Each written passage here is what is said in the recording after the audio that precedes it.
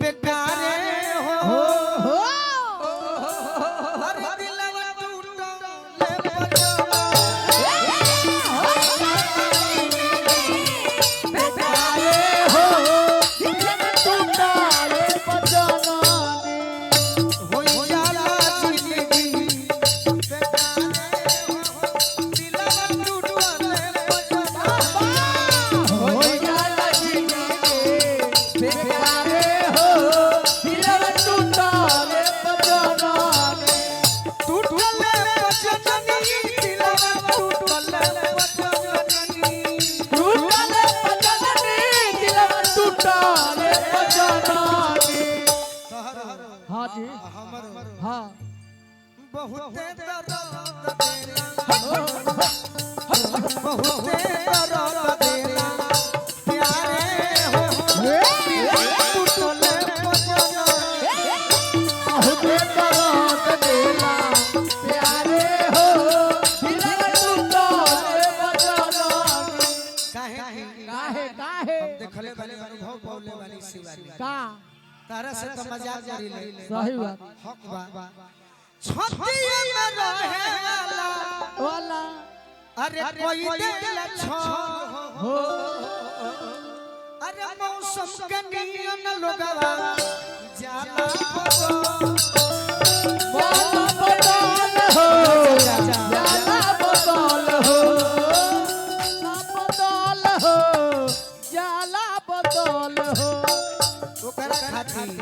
दुश्मन हो जाला हाय हाय अरे दुश्मन हो जाला यारे हो दिलवा टूटले बजनी दुश्मन हो जाला यारे हो दिलवा टूटले बजना कभी तू जीवन में याद रखी हम याद रख लेबे मीठ मीठ बात करी अरे जनी हो घाटी बा गोलू केस सभे चाचा वीरेंद्र सभे मतलब के साथी बा काहे जनले बानी अरे पीठ पीछे भइल बाटे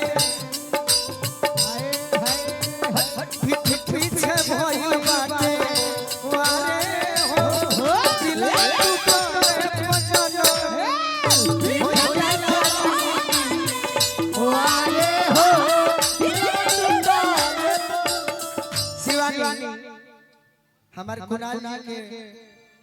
हम अपना उनसे धन्यवाद देते बड़ी सुंदर आयोजन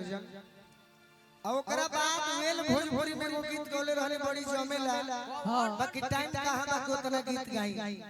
एगो डायरी में गीत हजारों भरल बा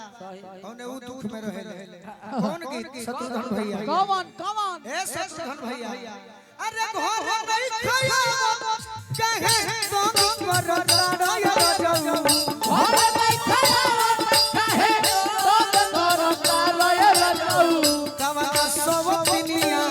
संगरा करता कवना सब दुनिया संगरा करता रया जाऊ सीना पजानी बानी धोत पानी कैसे के बुझल न पीऊ फेर न रहल खाली पैसे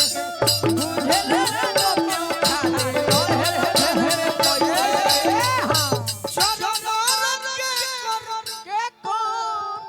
चरणन के अब पलंग करता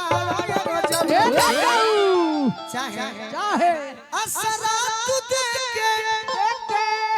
अरे जचरा भोग करता